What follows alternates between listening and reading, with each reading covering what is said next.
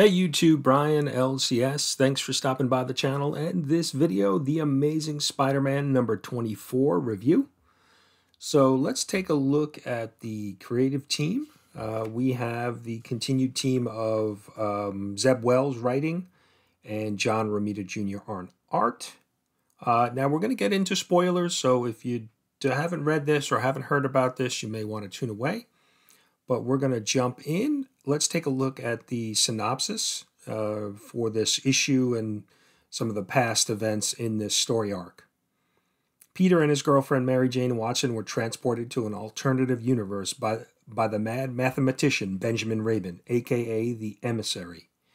As Rabin was about to transcend to godhood using Spider-Man's totem energy, MJ made the hard choice to save Peter instead of herself, sending him back to their own dimension on a one-way trip, leaving her and a mysterious man named Paul stranded.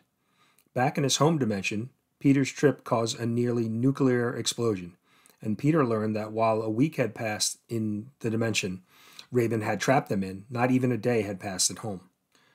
Knowing time was not on his side, Peter attempted to get the Fantastic Four's help, but when they attempted to hold him for details about his explosive situation, Peter went on the run. Captain America was the next hero to try and get Spider-Man to slow down and explain himself, which ended with Spidey assaulting and escaping from Cap. Realizing none of the usual allies would be able to help him fast enough, Peter turned to someone whose morals tend to be looser, Norman Osborn. So that's where we pick up. Let's jump in, and we're back at the Baxter building, and we see the Thing, Ben Grimm, up getting a snack.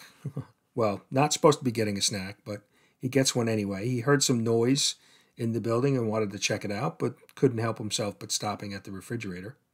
And then we see Sue and Reed Richards return home, and Thing kind of questions them about, he thought he heard some noise, and was it them? And then they said, no, we just got here.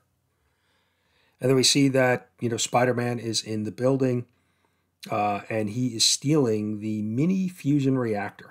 And in last issue, Peter went to the Fantastic Four, Ben and the Human Torch, and they put him on basically on the safe list within the building because he's one of their friends. And so Reed, being away, tries to enact the security system, and he realizes, and Human Torch lets him know that they were put him on the safe list. So he shuts down, uses another method to be able to lock Spider-Man in. And Human Torch says, look, I'll go get him. And he raises up his, level of fire and blows a hole right in the side of the Baxter building. And they think, that maybe they got Spider-Man too. Maybe he's didn't fare well in that flame on. But they quickly realize that there's no, and they make a little joke about it, that there's no flaming corpse here, a smoldering corpse. And so Human Torch tries to track down Spidey. But we see that he's gotten out of, Peter Parker's gotten out of his Spider-Man suit and basically is now on the subway train to kind of lose the track of the Fantastic Four in the Human Torch. And we see him traveling to New Jersey.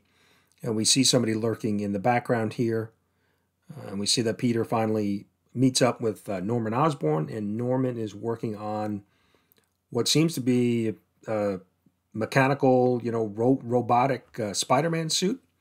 And, they did need the mini fusion reactor to help, I guess, power it. And so that's why, Peter stole it from the Fantastic Four.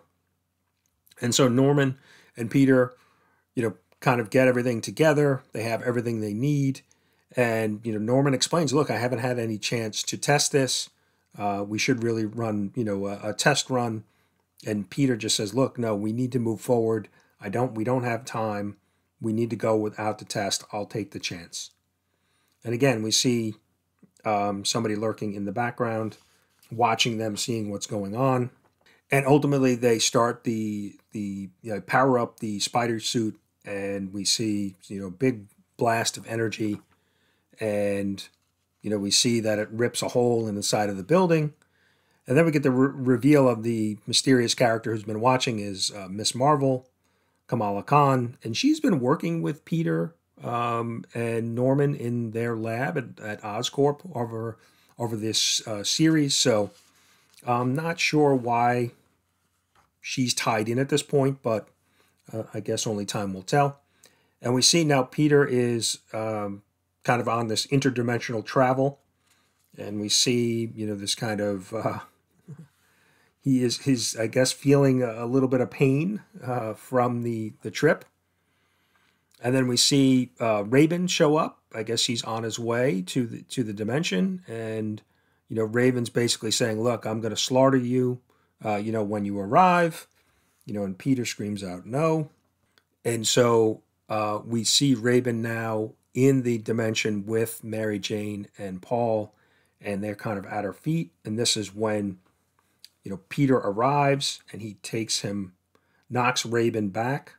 And, Raven continues to try to take his totem energy to be able to transform himself into the godlike emissary. And then we see this blade get stuck through the middle of Raven's, torso. And we see that it's Paul who actually had stepped up and takes Raven down. Peter is just happy to see Mary Jane. And then Paul mentions the kids. And, Peter embraces with Mary Jane and says, "You are right, come here." And he actually kind of leans in for a kiss, and she pulls away and says to him, "You've been gone a long time. A lot has changed." Then Paul interrupts and says, "We need to keep moving. The kids are scared." And Peter asks the question, "Who are they?" And Mary Jane replies, "They're my family." And that's where the issue ends. So obviously we still have a bit more to know about this storyline. And there's been some preview of issue 25 is going to be kind of a double-sized, big issue.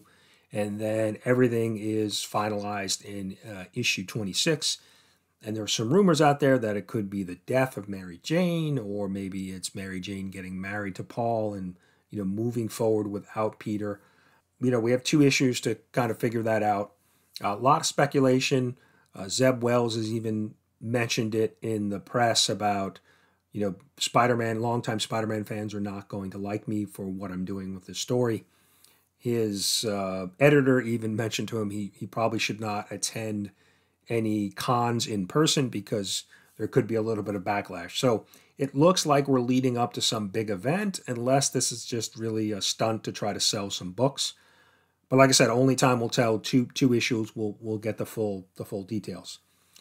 I honestly cannot see them killing Mary Jane. She is just such a important character in Spider-Man, and the fact that Spider-Man Peter Parker has been through hell in his lifetime. Death of his parents, death of Uncle Ben, Gwen Stacy. Just so many different things have happened in his life. Now to take Mary Jane away from him, I just don't think it's feasible.